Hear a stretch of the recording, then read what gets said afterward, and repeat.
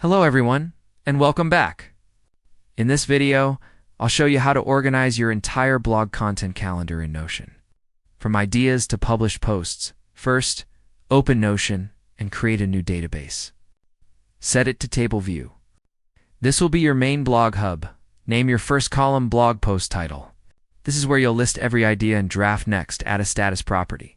Use a select type with options like idea, outline, draft, editing, and published. This lets you see the stage of every post at a glance now. Add a publish date property. Use the date type so you can schedule your content and sort your posts chronologically.